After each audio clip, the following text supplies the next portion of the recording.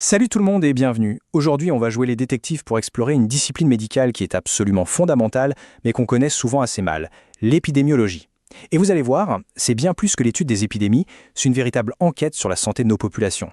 En fait, tout part d'une question centrale, d'un mystère à résoudre. Comment ça se fait que parfois, dans des conditions qui semblent similaires, certains groupes de personnes sont beaucoup plus touchés par une maladie que d'autres? C'est cette question qui est vraiment le moteur de toute enquête de santé publique. C'est le cœur du métier.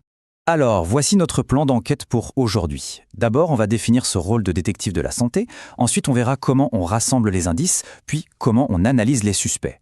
On comparera deux grandes méthodes d'interrogatoire et enfin, on vérifiera que les solutions marchent vraiment. C'est parti.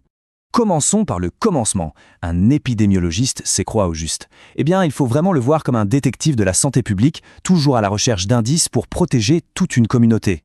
Voilà la définition officielle. Mais décortiquons un peu les mots-clés. Distribution, ça veut dire où et chez qui la maladie apparaît. Déterminant, ça, ce sont les causes, les facteurs de risque. En gros, nos fameux coupables. Et la finalité, le truc le plus important, la prévention. Parce que le but, ce n'est pas juste de comprendre, c'est d'agir. Pour bien saisir la différence, il faut penser à l'échelle. Imaginez une forêt. Le médecin clinicien, lui, il va se concentrer sur un arbre malade pour essayer de le soigner. L'épidémiologiste, au contraire, prend du recul.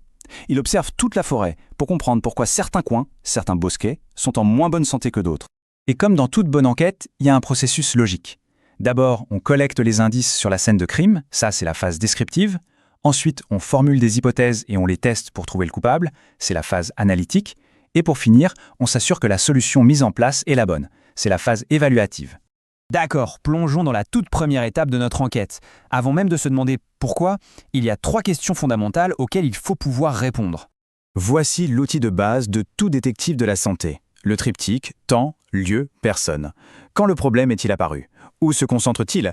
Et qui sont les personnes les plus touchées? En répondant à ça, on peut surveiller la situation, donner l'alerte si besoin, et surtout, on commence à avoir des pistes sérieuses pour nos premières hypothèses. Maintenant qu'on a les faits bruts, les indices sont sur la table. Il est temps de passer à l'étape suivante, de connecter les points pour répondre à la question qui nous brûle les lèvres, pourquoi? Ici, l'objectif change. On cherche à établir un véritable lien de cause à effet. On veut prouver qu'une certaine exposition, que ce soit un comportement, un facteur dans l'environnement, n'importe quoi, est bien la cause de la maladie. C'est vraiment là que l'enquête devient pointue. Pour tester leurs hypothèses, les épidémiologistes ont 2 grandes techniques d'interrogatoire. 2 manières bien différentes d'aborder le problème pour essayer de trouver la vérité. Le point de départ n'est pas du tout le même.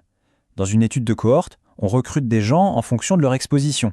Par exemple, on va former un groupe de fumeurs et un groupe de non-fumeurs. A l'inverse, dans une étude cas témoin, on part du résultat final. On sélectionne un groupe de personnes déjà malades et un groupe de personnes saines. L'autre différence majeure, c'est la direction de l'enquête. L'étude de cohorte, elle, regarde vers l'avenir. On part de l'exposition aujourd'hui et on suit les gens dans le temps pour voir qui va développer la maladie. L'étude cas témoin, c'est tout l'inverse, on regarde dans le rétroviseur. On part de la maladie aujourd'hui et on cherche dans le passé des expositions qui pourraient l'expliquer. On remonte littéralement le temps. Ce tableau résume tout ça parfaitement. D'un côté, la cohorte. On sélectionne par exposition, on regarde vers le futur et on calcule un risque relatif. Ça nous dit combien de fois plus un groupe exposé risque de tomber malade. De l'autre, le cas témoin. Sélection par maladie, on regarde vers le passé et on obtient un odds ratio. C'est une autre mesure qui évalue la force du lien. 2 chemins, 2 outils statistiques, mais la même question au fond. Le lien entre l'exposition et la maladie est-il fort? Ça y est, le coupable a été identifié. On connaît la cause. Mais le travail du détective de la santé ne s'arrête pas là, loin de là. Maintenant, il faut s'assurer que les mesures qu'on prend pour neutraliser la menace sont vraiment les bonnes. Et c'est justement le rôle de l'épidémiologie évaluative. Elle est là pour mesurer l'impact réel des interventions. Est-ce que le nouveau vaccin protège efficacement la population? Est-ce que cette campagne de dépistage sauve des vies? C'est l'étape de la preuve, celle qui vient confirmer que nos efforts ont un vrai impact. Et voilà, on a le parcours complet du détective de la santé. On part d'une simple observation, d'un truc un peu bizarre, on décrit qui, où, quand, on analyse pour trouver le pourquoi du comment et on évalue la solution pour être sûr qu'elle marche. Le point crucial, c'est que chaque étape de ce processus a un seul et même but, protéger la santé de tout le monde. Et tout ça nous laisse avec une question pour l'avenir. Entre les maladies chroniques liées à notre mode de vie ou encore l'impact du changement climatique sur notre santé, les mystères ne manquent pas.